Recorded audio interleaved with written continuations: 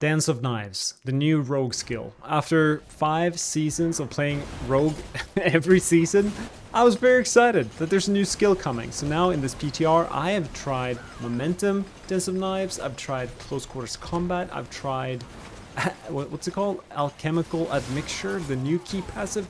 I've tried them all. And then I settled for this that you're watching right now, Victimize. Perhaps the strongest key passive that the rogue has ever had in its current state. It's quite ridiculous. The amount you can scale this key passive right now with the glyphs. There's 3 glyphs that all add vulnerable damage. It's crazy. It's a lot of damage. I don't see Victimize in its current state in the PTR making it through to the live game on October 8th in the expansion. I mean, that would be crazy. I feel like any skill that the rogue has, any of them, just close your eyes and pick one. Just use that with Victimize, and the Victimize will take care of everything. It essentially, yeah, it's just, let me put it this way. With Momentum, I could get to pit tier 80 with my Dance of Knives build. And with Close Quarter Combat, I could push it a little bit further, a little more damage. Like 85 was pretty comfortable. And then with Admixture, I actually made it to 90. So about 5 tiers for each key passive that I tried. And then as soon as I put on Victimize, I mean, this is tier 100. It's the hardest content the game has to offer. And it was just night and day in terms of the damage output. And it's kind of sad because I really tried my best to amp up the damage of, you know, the Dance of Knives itself. But in this, what you're watching, it's not the knives that I'm throwing in the spin to win fashion that is dealing damage. It's the kind of gray explosions that is doing everything. And I think my version of this build is a little bit unique because Victimize essentially takes whatever type of damage you're dealing and that then explodes with the same type of damage. So I'm imbuing my Dance of Knives, which snapshots for the entire duration that I'm spinning. So everything is purple, as you can see. And thanks to the Eldritch Bounty node, as well as the Shadow Imbuement, like 12% bonus to non-physical damage, that I'm getting quite a lot of damage by not having it be physical. And actually having a shadow damage type of Victimize.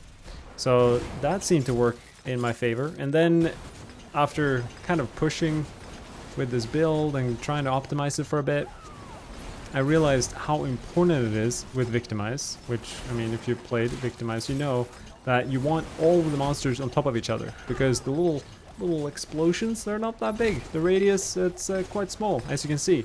But if you can sort of get all the enemies on top of each other, that's very helpful.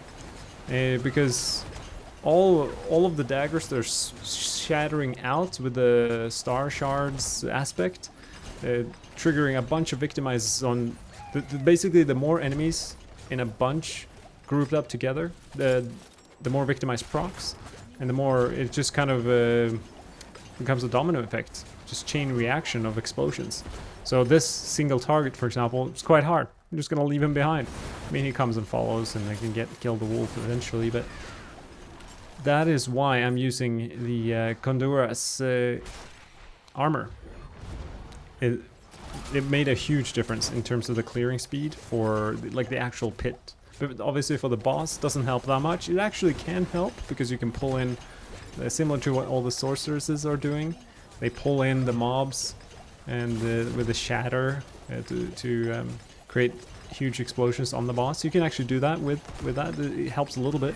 But it's mainly for the AoE content here. Kind of finding an elite pack, pulling in everything around them, as well as the 3 elites, so that all of the Victimized procs that happen are shared, and basically exponentially increasing our damage to everything. And we can, with this, we can actually, I didn't do it much in this one run, but you can create quite significant pulls with this, like finding 2 or 3 elite packs and getting them all together. Look at that. I mean, this is tier 100, and that elite pack just died in like 2 seconds. That seems pretty good. Pretty good to me. I am not the biggest fan of Victimize. That's why I tried. Literally, I was just doing everything in my power to not make a Victimize Dance of Knives build. But here we are. It just happened to be by far the best. Don't get me wrong. Momentum, like all of the other key passes basically, except obviously precision, work with this skill. And for leveling, I would definitely use momentum personally. Just it's so satisfying to have the increased movement speed. You're kind of floating around. You never lose the stacks of momentum. It just feels good. And other than that, with this build, there are things you can do to speed yourself up. For example, the damage I'm getting comes from the potions, and as you can see, there's just potions flying everywhere. And that's one of the things you can actually do without canceling your channel, is drinking potions. So it works hand in hand with one of the rune words that gives you 100 offering, I think, or 50 every time you drink a potion, which is kind of crazy because with this aspect we have infinite amounts of potions, which is actually incredible survivability, because since I think patch 2 months ago or so, we can now drink potions while we are CC'd. So if you get stunned or something, you can chug potions. We never run out of potions. We have infinite amounts of potions, and thanks to the unstable elixir roll on our amulet, we get just a bunch of damage at all times. It's very valuable. Here, I got a bit lucky with that stagger, but like, I mean, this damage is crazy. And what I mean by getting lucky with the stagger is he just spawned the ads around, and I got like 5 or 6 stuns in, which obviously procs the trick attacks passive, which is huge amounts of damage.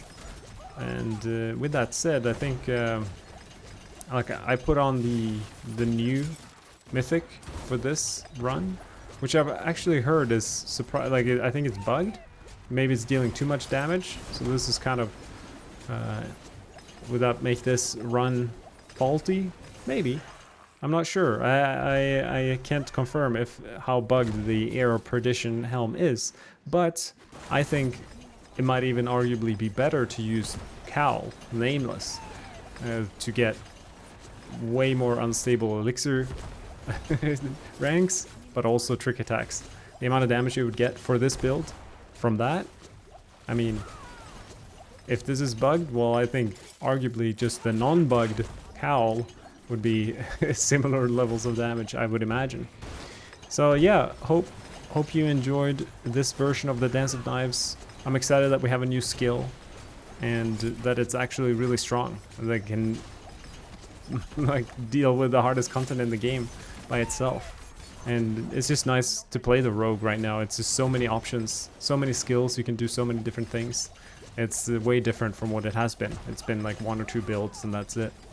So if you want to go into the details of this build, I mean, I'm sure with patches and stuff things will change, and if that happens, I might update the planner closer to the launch of the expansion.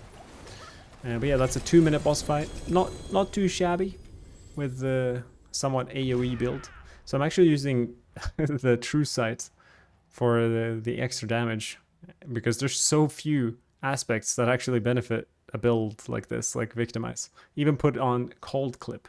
Like, that's how desperate I was to find some damage, because not many things will buff Victimize, and even have some legacy gear going on. But whatever works. I'm gonna go through the skills real quick in the Paragon, and just for context, see, just 1 rank in Dance of Knives, because that our damage of the skill does not matter at all. It's all about the lucky hit. And so they're 8,000% damage from all the vulnerable. Kind of crazy, not gonna lie. So Chip, it gives us physical damage. I'm not even dealing physical damage, but it's the legendary effect that buffs our vulnerable that I'm looking for. So yeah, you can pause this video or go to the build planner in the description to get the details of all these things. But yeah, thanks for watching.